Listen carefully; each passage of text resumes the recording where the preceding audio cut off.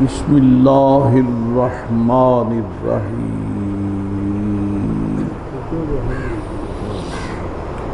والذین یؤمنون بما انزل الیک وما انزل من قبلک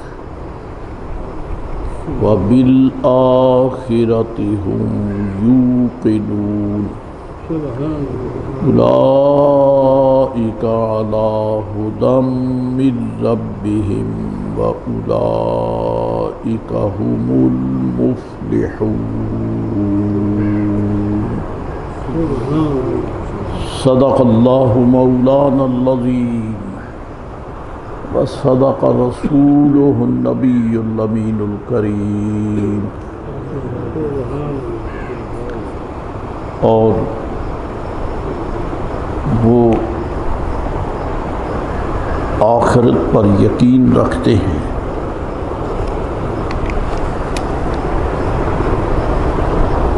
وہی لوگ اپنے رب کی طرف سے ہدایت پر ہیں اور وہی مراد کو پہنچنے والے ہیں۔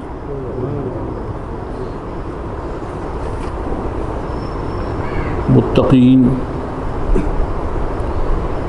کی آخری صفت یہ بیان فرمائی ہے وَبِالْآخِرَةِ هُمْ يُوقِنُونَ، کہ یہی لوگ وہ ہیں جو آخرت پر یقین رکھتے ہیں۔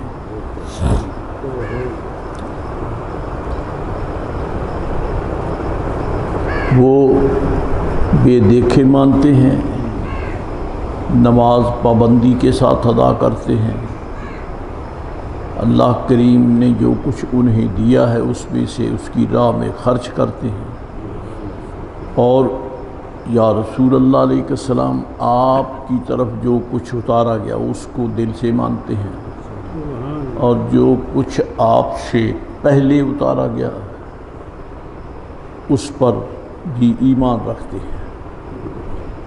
اور آخرت میں فرمایا کہ یہی وہ لوگ ہیں جن کا آخرت پر یقین ہے۔ ایک بات یہاں یہ قابل توجہ ہے کہ رب العزت نے قرآن کریم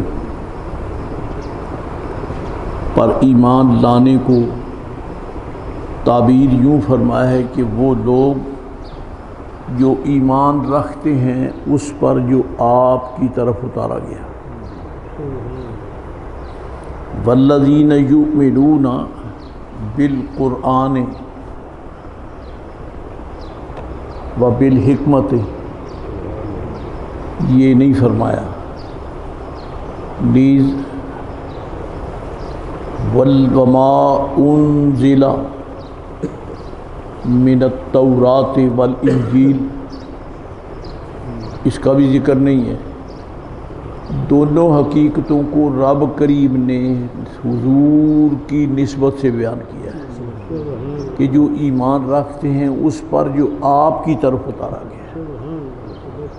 یہ قرآن پاک کی اہمیت کے حوالے سے ہے کہ قرآن پاک وہ عظیم کتاب ہے جو رسول پاک علیہ الصلوۃ والسلام کی طرف اتاری گئی۔ اس میں لطیف اشارہ یہ ہے کہ قرآن پاک اللہ تبارک و تعالی نے حضور علیہ السلام کی طرف اتارا ہے، اور اب تو پوری کائنات میں بھی حمدہی تعالیٰ قرآن کریم کی برکات ہیں۔ تو اس سے بات واضح ہوتی ہے کہ قرآن کریم، حدیث پاک، شرع شریف، دین اسلام، یہ سب کچھ رسول اللہ علیہ السلام ہی کے دربار سے امت کو ملا ہے۔ اتنی بڑی نعمتیں جن کے در دولت سے ملتی ہیں، پتہ چلتا ہے کہ کائنات میں منصب ہدایت اور ہدایت کے انوار و برکات جو رب تعالیٰ نے ظاہر فرمائے ہیں، یہ سب حضور کا صدقہ ہے۔ آپ کی طرف اترے تو آپ نے وہ تقسیم فرمائے، یعنی قرآن پاک کی برکات کو اصل تقسیم فرمانے والے نبی رحمت علیہ السلام ہیں۔ اس سے یہ بھی واضح ہوتا ہے کہ جس کا حضور سید عالم علیہ السلام کی ذات پاک پر ادباً، احتراماً، تعظیماً ایمان نہیں ہے، وہ برکات قرآن کریم سے کبھی فیض ایسا نہیں کر سکتا، کیونکہ یہ سب نعمتیں تو اللہ کریم نے حضور علیہ السلام کے در دولت کے حوالے سے عطا فرمائی۔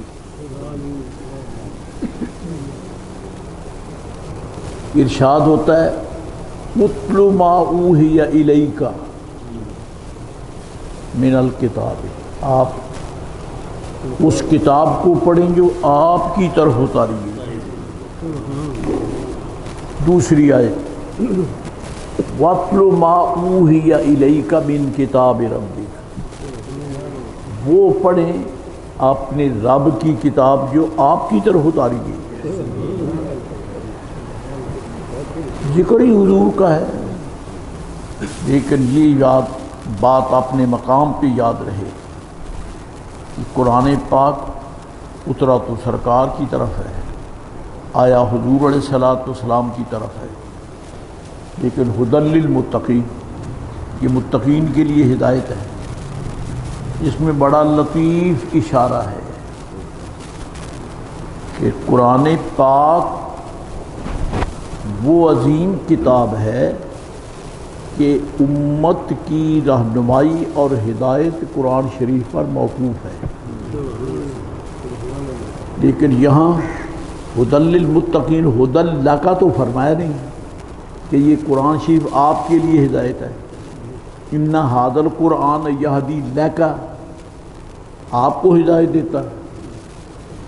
اس سے بات واضح ہوتی ہے کہ سید عالم علیہ السلام کی ہدایت جو ہے وہ قرآن شریف پر موقوف نہیں ہے، وہ رب کریم نے محبوب کو خود ہی سب کچھ عطا فرما کے پیدا فرمایا۔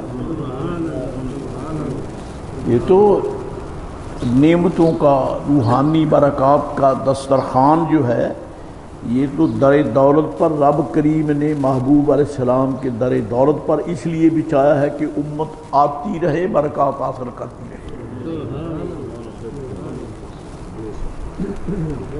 وَبِالْآخِرَةِ هُمْ يُوقِنُونَ، جن میں یہ صفات جلیلہ پائی جاتی ہیں، اصل میں آخرت پر ایمان ان لوگوں کا ہے۔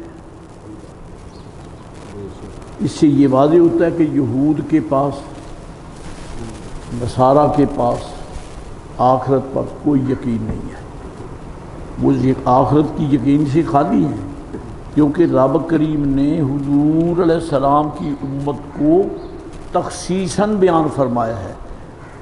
یہ نہیں فرمایا کہ وَبِالْآخِرَةِ يُوقِنُونَ کہ وہ آخرت پر یقین رکھتے ہیں، نہیں، بالآخرت اور یوقنون کے درمیان ضمیر جمع لا کر تخصیص کا معنی رکھا ہے کہ یہی وہ لوگ ہیں جو آخرت کو تسلیم کرتے ہیں۔ یہ بہت بڑا انعام ہے کہ رب کریم نے نبی رحمت علیہ السلام کے غلاموں کو یقین کی سند عطا فرما دی، یقین کی سند عطا فرما دی۔ وَاعْبُدْ رَبَّكَ حَتَّى يَأْتِيَكَ الْيَقِينُ، عبادت الہیہ جو ہے اس کا مثبت اور حقیقی نتیجہ یہ ہے کہ یقین ملتا ہی اللہ سبحانہ و تعالیٰ کی عبادت سے ہے۔ جو عبادت نہیں کرتے ان کے پاس یقین نہیں ہے، یقین سے خالی ہے۔ یقین ایک نور ہے، یہ نور اس دل میں چمکتا ہے جس دل میں یقین، گو مگو، شک و شبہ، لیت العل، تردد، تعلل، وہ لوگ خالی ہیں۔ ان لوگوں کو یقین کامل راسخ واسق ملا ہے جنہیں رب ذوالجلال کی عبادت کا شرف حاصل ہوا ہے۔ یقین بہت بڑی نعمت ہے۔ ایک مسئلہ یہ ہوا وبالآخرۃ، آخرت سے مراد کیا ہے کہ جو آخرت پر وہ یقین رکھتے ہیں۔ دنیا کا یہاں ذکر نہیں ہے، آخرت کا ہے، اس لیے کہ دنیا میں تو یہ زندگی بسر کر رہے ہیں، یہ تو ان کی آنکھوں کے سامنے ہے۔ رب تعالیٰ ان کو ان کی آنکھوں سے دیکھی ہوئی شے کا پر ایمان لانے کا پابند نہیں چاہتا، وہ یہ چاہتا ہے کہ جو تمہیں نظر نہیں آتا وہ حضور کے کہنے پر مان لو، یہی ایمان ہے، یہی ایمان ہے جو سرکار فرما دیں اور تمہیں نظر نہیں آئے، دل سے سر جھکا کے مانو، یہ ایمان ہے۔ آخرت یہ ایک ایسا بہت بڑا مسئلہ تھا جہاں سارے انبیاء علیہ السلام کی امتوں کے منکر آ کر الجھ گئے۔ وہ کیسے الجھے؟ کہتے جی مر گئے، ختم ہو گئے، بس ختم ہے، آگے تو کچھ ہے نہیں، اٹھنے کا نام نہ نشان۔ لیکن رب کریم نے اس مسئلے کو بڑی تفصیل اور تاکید کے ساتھ قرآن شریف میں بیان فرمایا ہے کہ یہ قبر تو آخرت کی پہلی منزل ہے، اصل آخرت آگے ہے، اور وہ کیا ہے؟ یوم حشر، یوم قیامت، جن کو رب کریم نے آخرت سے تعبیر کیا ہے۔ چنانچہ اللہ تعالیٰ فرماتا ہے کہ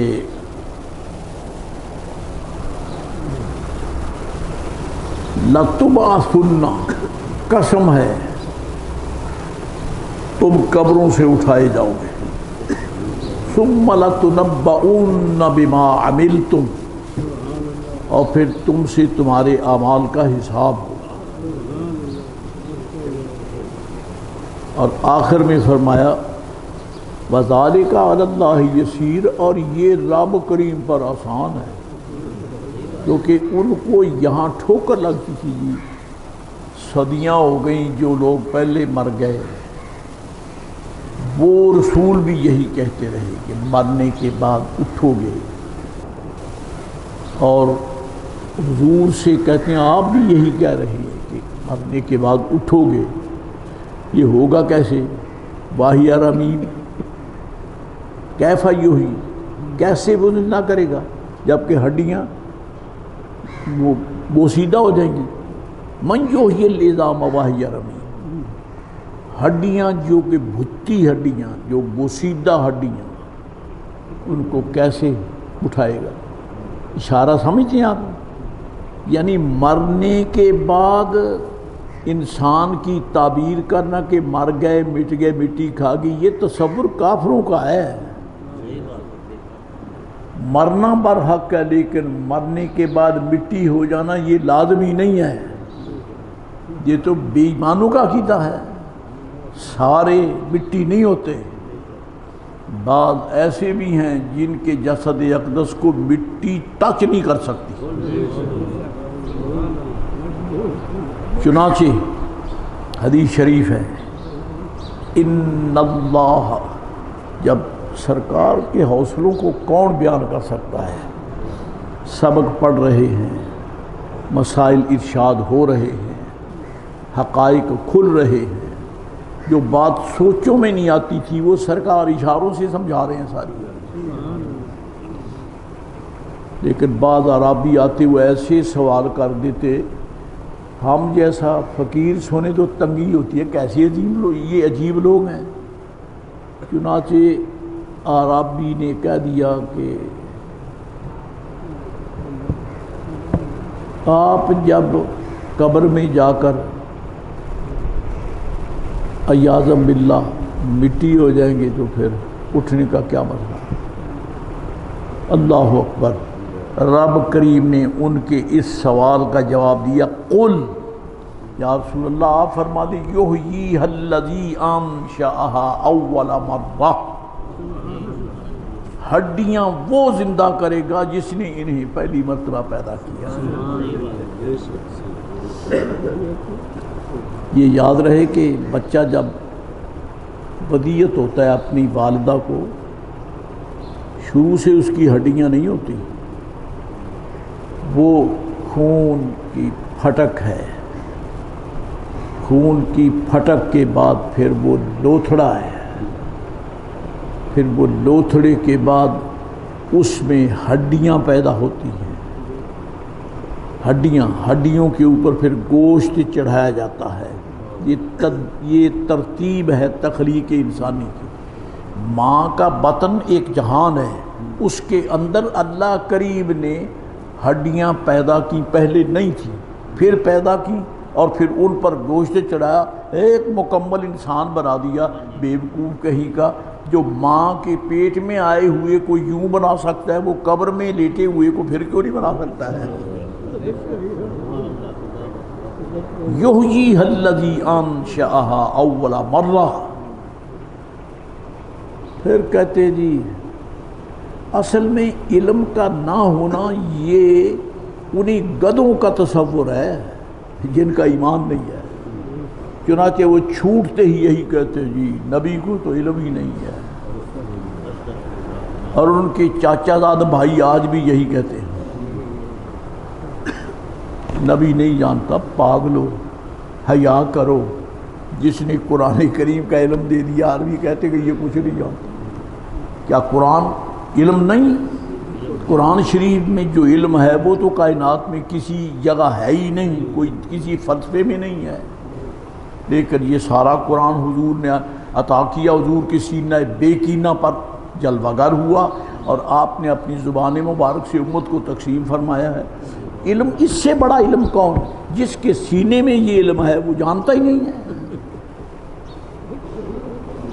تو انہوں نے کہا جناب اب مر گئے، پہلی بات تو یہ ہے کہ مر گئے اور معاذ اللہ مٹی میں مل گئے، یعنی ختم ہوئے، چنانچہ اب اس بے تدبیر بے غیرت کا نام کیا لینا ہے؟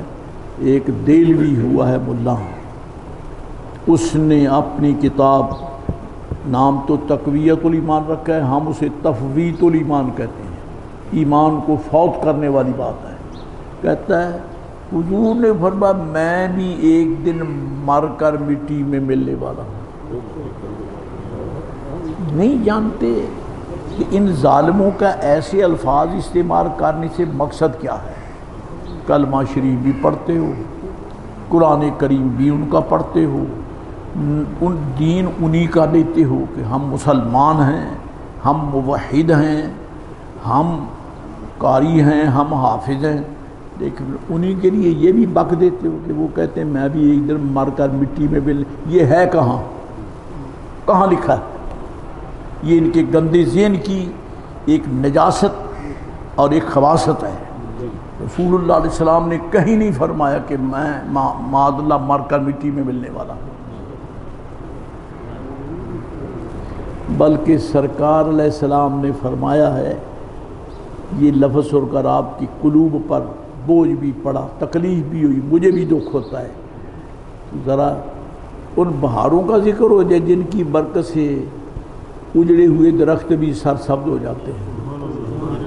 مشکات شریف حدیث شریف میں آتا ہے ما من احد منکم، تم میں سے جو بھی مجھ پر سلام پڑھے،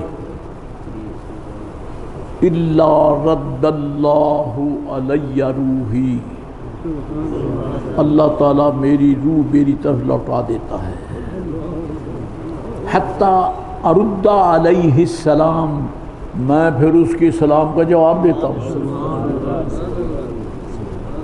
میں ان کے سلام کا جواب دیتا ہوں۔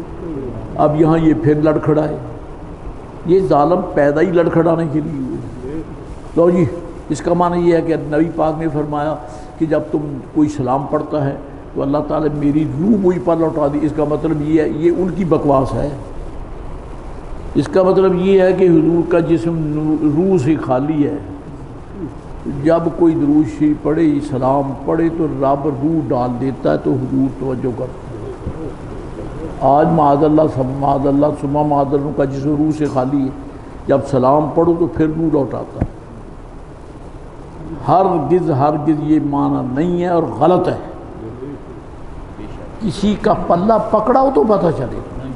شیخ محقق نے کیا لکھا ہے، امام حضرت شیخ عبدالحق محدث دہلوی کیا لکھتے ہیں، سلطان المحدثین ملا علی قاری کیا لکھتا ہے، حضرت محمود بدر الدین محمود عینی صاحب عمدۃ القاری شرح الصحیح للبخاری کیا لکھتا ہے، شیخ محقق رحمۃ اللہ علیہ کے صاحبزادے مولانا نور الحق دہلوی رحمۃ اللہ علیہ تحصیل القاری شرح بخاری میں کیا لکھتے ہیں. حد ہے. وہ فرماتے ہیں اس سے مراد روح نہیں ہے، کیونکہ روح آئی پھر ڈال دی پھر نکال دی پھر ڈال دی پھر ڈال دی پھر نکال دی. یہ تو سزا ہے، یہ تو سزا ہے. یعنی نزا کا عالم کی سختی کا یاد نہیں ہے. اگر یہ یعنی غلاموں کی روح ایک دفعہ نکلتی ہے، حضور پر مسلسل پریکٹس ہو رہی ہے، یہ تو سزا ہے. بے حیاؤ وہ ترجمہ کرو جو رسول اللہ کی شان کے لائق ہے. تو کیا ترجمہ ہے؟ شیخ محقق فرماتے ہیں اس کا ترجمہ یہ ہے، الا رد اللہ علی روحی، جب تم میں سے مجھ پر کوئی سلام پڑھتا ہے تو رب میری توجہ تمہاری طرف کر دیتا ہے. معلوم ہوتا ہے مزار پرانوار میں گنبد خضرا شریف کے سائے میں نبی رحمت سید عالم علیہ السلام اپنے دربار گوہر بار میں آپ جلوہ گر ہیں، لیکن آپ کی توجہ جو ہے وہ دنیا کی سمت ہے ہی نہیں، ساری توجہ ہی ذات حق کی طرف ہے، ذات حق کی طرف ہے. اور جب تم عرض کرتے ہو السلام علیکہ یا رسول اللہ، الصلاۃ والسلام علیکہ یا رسول اللہ، اب سرکار کی تو توجہ الی الحق ہے، تمہیں کیا جانے ہو، تمہیں کون جانے. حضور تو متوجہ الی الحق ہیں، اور توجہ الی الحق چھوڑ کر یہ مٹی کے ہیولے کی طرف کون دیکھے.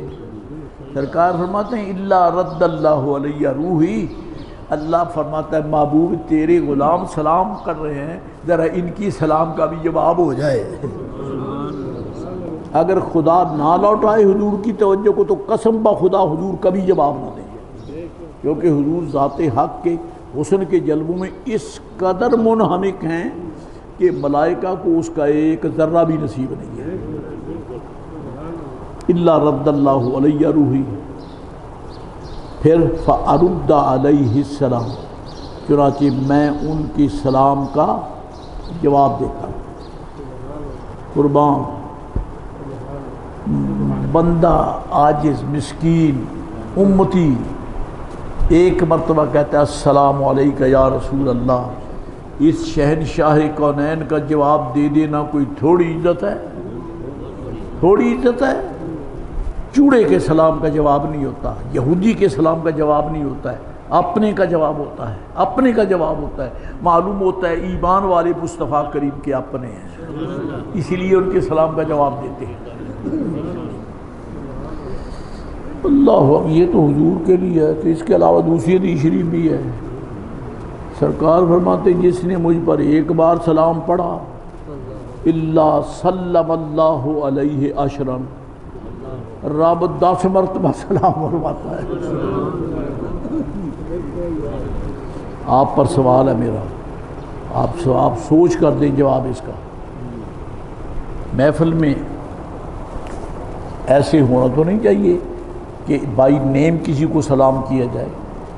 جب محفل عام ہو تو پھر ایک مرتبہ السلام علیکم ورحمۃ اللہ یہی کہنا کافی ہے. بائی نیم کہنا جو ہے تخصیص کر کے وہ بھری محفل کی توہین ہے. اور اگر کسی کو التعیین بلانا ہے تو اس کو علیحدہ کر کے پھر کہا جا سکتا ہے. تو محترم، سلام کا جواب وہ دیتا ہے جس پر سلام پڑھا جائے، کہا جائے السلام علیکم ورحمۃ اللہ۔ وہی فقیر کو ایک چٹھی آئی، خط آیا، اس پہ لکھا ہے میرا نام اور نیچے لکھا ہے السلام علیکم، تو آپ پر تو اس کا جواب دینا فرض نہیں ہے۔ جواب تو میں دوں گا جس کا نام بائی نیم سلام ہے، آپ تو نہیں دیں گے۔ اب اس کا آپ کیسے امتیاز کریں؟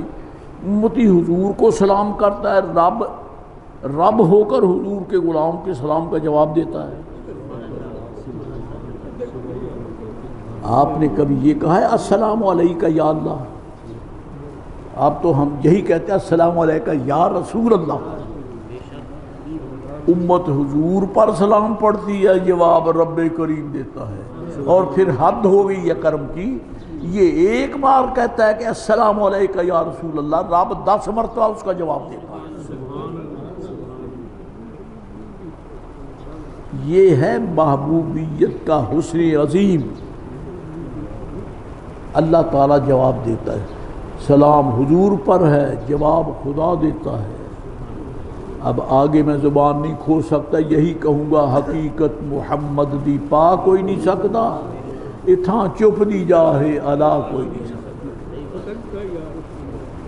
جس کا نام لے کر کہا جائے السلام علیکم، جواب وہ دیتا ہے، اور جب غلام عرض کرتے السلام علیکہ یا رسول اللہ، جواب رب دیتا ہے۔ اب یہ تو رسول اللہ ہے، جواب رب دیتا ہے، یہ توجہ کی بات ہے۔ یہ یعنی سلام رسول اللہ پہ پڑھتا ہے، جواب اللہ دیتا ہے، یہ اللہ ہے؟ اللہ تو نہیں ہے، یہ تو رسول اللہ ہے۔ سارے رسولوں پہ کروڑوں سلام، لیکن یہ وہ رسول اللہ ہیں جن کی جلوہ گری سے رب ذوالجلال کا حسن کائنات میں متجلی ہوا ہے۔ یہ سورج نہیں چڑھتا تو تیرے بورے والا میں کبھی روشنی نہیں ہوتی، یہ جب ہی ہوتی ہے جب یہ سورج طلوع ہو جائے، اور خدا کی خلق میں سورج ایک ہی ہے، تو کائنات میں عرفان الہی کا سورج کب چمکا؟ جب محمد عربی تشریف لے آئے صلی اللہ علیہ وآلہ وصحبہ وبارک وسلم۔ حضرت جی اس پر ایک اور عظیم نعمت ہے، وہ کیا ہے؟ اللہ اکبر۔ ٹھیک ہے، جب یہ کہہ دیا کہ سلام پڑھا تو حضور جواب دیتے ہیں، تو یہ تو شاید ان ظالموں نے سلام پڑھنے سے اسی لیے انکار کر دیا ہے، تو ٹھیک کیا ہے۔ یہ اس لائق نہیں ہے کہ سرکار کا حضور پہ سلام پڑھے اور رب ان کو جواب دے، وہ سلام پڑھنے نہیں دیتا، وہ پڑھنے نہیں دیتا، کیونکہ ہمیں حکم ہے بے ایمانوں پر سلام نہ کہو، ایمان والوں پر کہو، ایمان والوں پر کہو۔ سلم علی ما من احد یسلم علیک، مجھ پر۔ معلوم ہوتا ہے حضور پہ سلام پڑھنا یہ کام ہی اہل محبت کا ہے، کام ہی اہل محبت کا ہے۔ تو جب بھی سلام پڑھے سرکار جواب دیتے ہیں، حضور رب آپ کی روح انور یعنی توجہ کو لوٹا دیتا ہے، حضور جواب دیتے ہیں 1 2 اور 3 سچے رب کی قسم ہے، سرکار علیہ السلام ہر وقت امت کی طرف متوجہ ہے۔ کیوں؟ اب میں ان ملاؤں کو چیلنج کرتا ہوں، اگر تو کسی میں دم خم ہے بتائے کوئی کہ کون سا لمحہ ایسا ہے جب حضور کا کوئی منگتا مصطفیٰ کریم پہ سلام نہ پڑھ رہا ہو؟ بتاؤ۔ ہماری تو نماز نہیں ہوتی جب تک السلام علیکہ ایھا النبی نہیں کہتے ہیں جی، ہماری تو نماز نہیں ہوتی جب تک سلام نہ پڑھیں۔ ادھر خدا سلام فرماتا ہے، ادھر امتی سلام عرض کرتے ہیں، فرماتا ہے سبحان ربک رب العزت عما یصفون وسلام علی المرسلین والحمد للہ رب العالمین۔ اور پھر فرماتا ہے وسلام لک من اصحاب الیمین، فسلام لک من اصحاب الیمین۔ احمد رضا تیرے مرکز پہ کروڑاں سلام، خدا کی قسم ترجمہ کیا ہے، حق ادا کر دیا ہے۔ کیا ترجمہ کیا ہے؟ فَسَلَامٌ لَكَ مِنْ أَصْحَابِ الْيَمِينِ. سرکار کو ہر وقت امت کی فکر تو لاحق ہے نا، قسم بخدا حضور امت کے بارے میں متفکر ہیں، تو رب نے حضور کا فکر ہی اتار دیا، کیونکہ قرآن کے مطابق بعض کے اعمال نامے دائیں میں ہوں گے، بعض کے اعمال نامے بائیں میں ہوں گے. تو اللہ تعالیٰ فرماتا ہے محبوب میں تجھے نشانی نہ دے دوں کہ دائیں ہاتھ میں عمل نامہ کس کو ملے گا، تجھے نشانی نہ دے دوں. مولا کریم بہت کرم ہے، فرمایا فَسَلَامٌ لَكَ مِنْ أَصْحَابِ الْيَمِينِ. جو تجھ پہ سلام پڑھتے ہیں انہی کے ہاتھ بائیں ہاتھ میں اعمال نامہ ہوگا، انہی کے دائیں ہاتھ میں سلام ہوا ہے آپ پر دائیں والوں سے، دائیں والوں سے. یہ سرکار کا فکر ہی اتار دیا. محبوب پاک متفکر کیوں؟ جو سلام پڑھتے ہیں انہی کے دائیں ہاتھ میں ہوں، اور جو نہیں پڑھتے ان بدبختوں کو بائیں ہاتھ میں ملے گا یا پشت کی طرف سے ملے گا، دائیں ہاتھ سے نہیں ملے گا. دائیں ہاتھ سے ان ایمان والے غلاموں کو ملے گا جن کی زبان پہ السلام علیکہ یا رسول اللہ. اور پھر کوئی ایسا وقت ہے نہیں کہ جب سلام نہ پڑھا جا رہا ہو، کیونکہ پہلے کسی اور ملک میں نماز فجر کا ٹائم تھا، وہ ختم ہوا تو آپ کے ہاں آ گیا. جب آپ کے یہ وقت جو تو پھر کسی دوسرے ملک میں طول بلند اور عرض برد کے اور استوا کے حوالے سے یہ ٹائمنگ بدلتی رہتی ہے. اور بعض حضرات نے ایک چارٹ تیار کیا، فقیر نے پڑھا دوران سفر، انہوں نے پوری دنیا کا نقشہ لکھ لیا کہ جب یہاں وقت ختم ہوا زور کا فلاں ملک میں شروع ہو گیا، وہاں سے ختم ہوا فلاں ملک میں شروع ہو گیا. یا رسول اللہ ہر لمحہ آپ کے نام کی اذانیں ہو رہی ہیں، اذانیں ہو رہی ہیں. اور جیسے ہی اذان ہوئی نماز ہو گئی. جب نماز پڑھی تو السلام علیکہ ایھا النبی، السلام علیکہ ایھا النبی. تو پھر کون سا لمحہ ہے جب سلام نہیں پڑھا جا رہا؟ جب ہر لمحے سلام ہوتا ہے تو وہ مصطفیٰ کریم بھی ہر لمحے ہی متوجہ.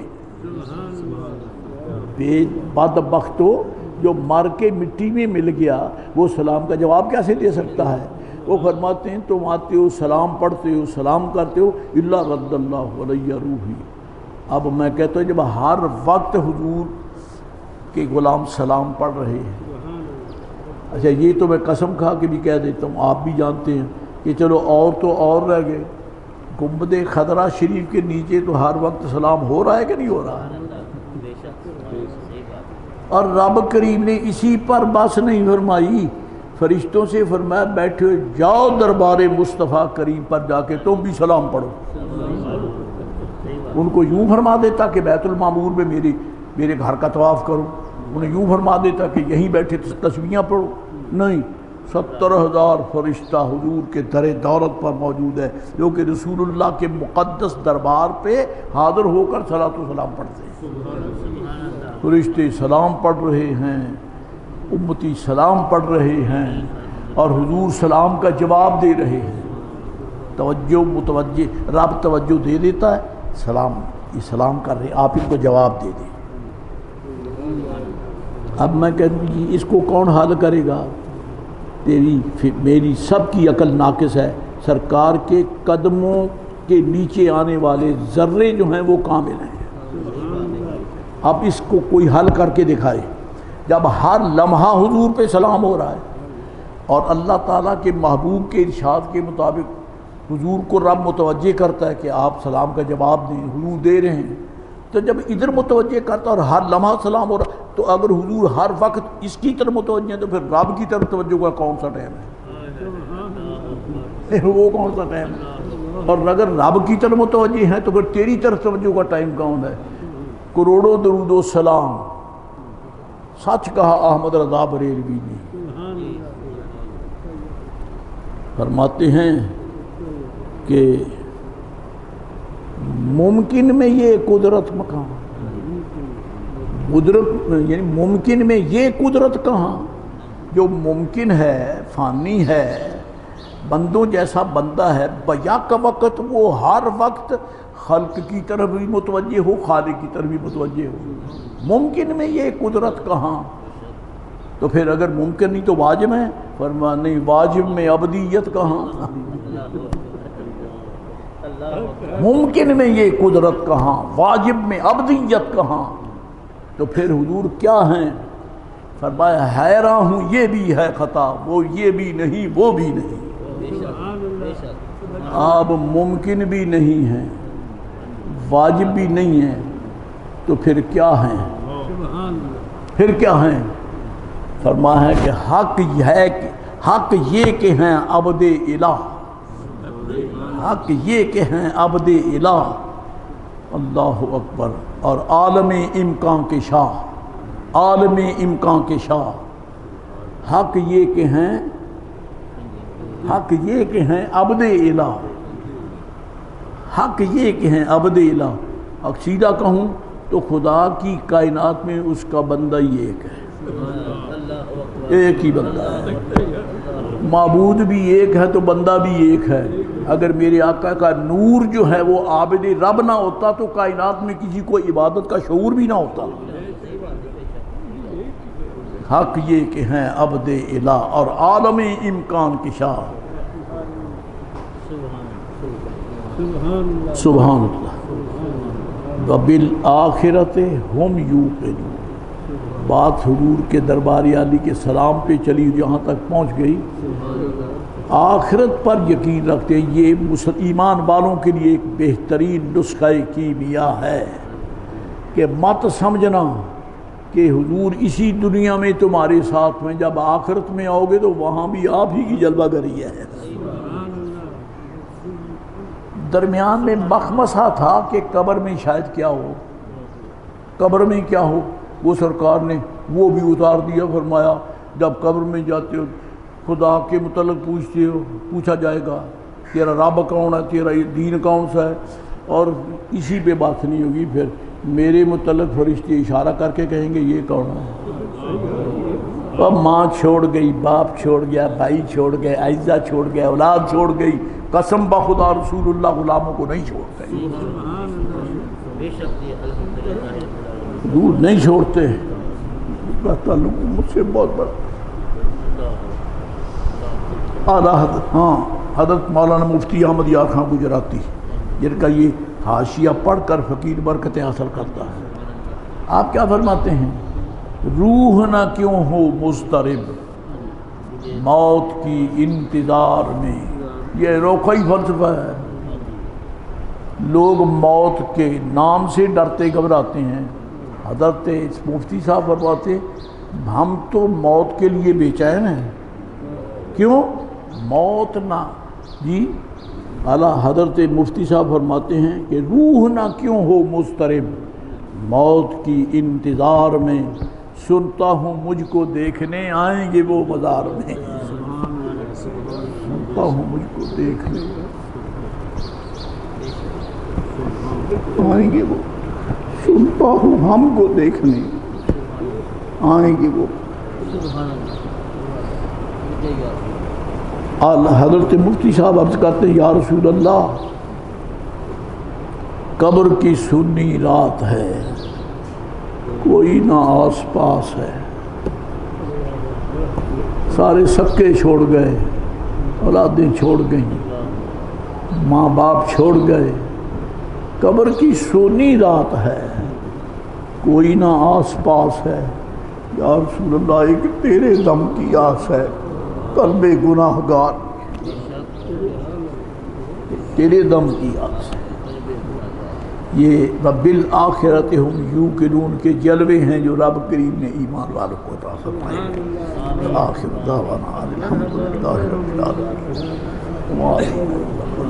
اللہم صلی علی سیدنا